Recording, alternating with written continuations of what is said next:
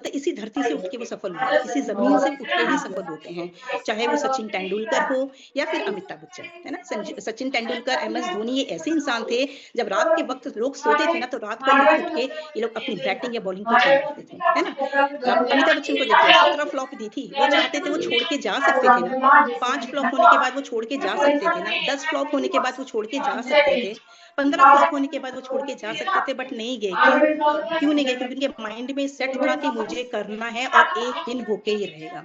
तो ये इंस्पिरेशन, ये मोटिवेशन मुझे लोगों से मिलने लगी।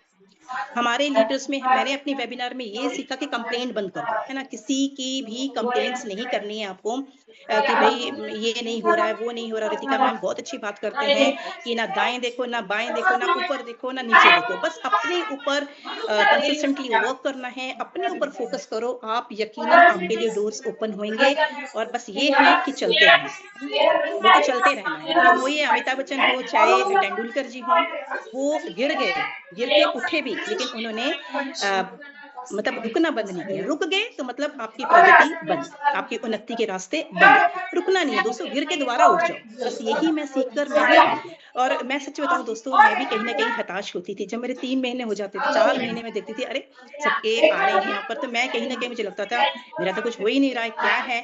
डिमोटिवेट होती थी, नो डाउट मैं डिमोटिवेट होती थी, लेकिन उसके बाद हमारे मतलब डॉली मैम, ऋतिका मैम, हमारे दिया मैम, नीलम मैम, इतनी उनके वर्डों में शक्ति होती थी ना कि वापस हमको डिमोटिवेट से मोटिवेट हो जाते थे। नहीं, फिर से करना है, करना है। मन में आता था नहीं करना है, करना है। हालाँकि मेरे हस्बैंड ने भी 2-3 बार ताने मार दिए थे, "क्या हो रहा है तेरा?" तो मैंने रुको ना, हर चीज़ का प्रोसेस होता है। अभी पूनम मैम जी ने ना 2-3 दिन पहले शायद एक क्लास ली थी कि जो आप जर्नी स्टार्ट करते हैं, अब जब उसी चीज़ में तुम प्रगति पा लेते हो, जो बीच का प्रोसेस होता है ना, वो उसको प्रोसेस बोलते हैं, जो हमको करना ही होता है। तो मुझे ये बात ना, कुछ-कुछ बातें मेरे दिल में जो ज़हन में आ जाती है ना, तो मैं उसको करती हूँ। तो मुझे पूनम मैम की ये बात बहुत अच्छी लगी, जो उन्होंने बोला कि प्रोसेस, हर चीज़ का प्रोसेस होता है। एक बच्चे का गिर के उठना, और जब तक वो अच्छे-अच्छे कदम से चलना, वो बीच का प्रोसेस उसने किया लगातार, और वो करके आज सर पे पा रहा है दोस्तों।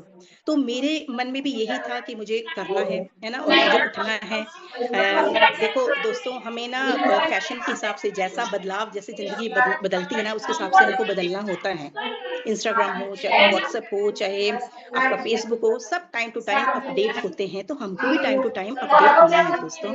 और मैं अपडेट हो भी रही हूँ। मैं तो फैशन के हिसाब से चलती हूँ, क्योंकि मेरा ऑप्टिमिस्टिक माइंड है। मेरे हस्बैंड चाहे कैसे भी हों, नहीं, मुझे अपनी राह में ले चलना है आगे, है ना? हम आए हैं इस धरती पर, अकेले आते हैं ना। हम जब जन्म होता है हमारा, हम अकेले आते हैं, जाएँगे भी अकेले, कर्म भी हमको अकेले ही लेके जाना है। तो भई सीखना भी हमको अकेले ही ना, हम क्यों दूसरों की राय लेंगे? दूसरा तो हमको वो डिमोटिवेट करेगा, वो तो नेगेटिव ही करेगा, क्योंकि ना तो उनको नॉलेज है, ना उनको पता है कि बिज़नेस होते क्या है। हालाँकि नेटवर्क मार्केटिंग होता क्या है? मुझे कुछ नहीं पता, बट बीइंग अ टीचर हमारा काम होता था क्लास में जाके बच्चों को समझाना, तो वही शायद थोड़ा-सा मेरे अंदर है, लीडर्स को सुनना, वो सुन-सुन के आज मुझे बोलना आ रहा है। तो मैं बता रही हूँ दोस्तों, इतना अच्छा प्लेटफ़ॉर्म है, सिर्फ़ इनकम का ज़रिया नहीं है, यहाँ पे कम्युनिकेशन स्किल्स पे काम किया जाता है, पर्सनैलिटी को डेवलप किया जाता है। देन आपको सिखाया जाता है कि लोगों से कैसे बात करनी है। मैं कॉलिंग पर ना, I am very, very poor in calling, मुझे नहीं अभी तक कॉलिंग करनी आती है।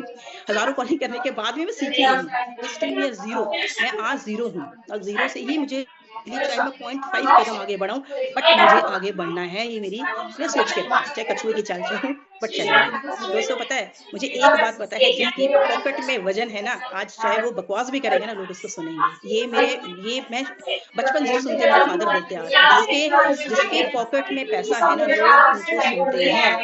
और जो बड़े-बड़े ज्ञान दे दें, पॉकेट में कुछ नहीं है, लोग उनको धिक्कारते हैं। तो कितनी वैल्यू है देखो आजकल पैसे की। और लक्ष्मी जब खुद हमारे पास चल के आ रही है, तो क्यों ना हम इसको अडॉप्ट करें, क्यों ना लेके चलें। तो मुझे चलना था, और मैंने मैंने बस यही कोशिश की, मुझे चलना है, मैं चली फिर। ठीक है? दोस्तों, फिर ज़िंदगी है, ज़िंदगी हमको बहुत प्लेटफ़ॉर्म आते हैं, और मेरे पास भी आई थी ये गोल्डन अपॉर्च्युनिटी, मेरे पास आई है, और मैं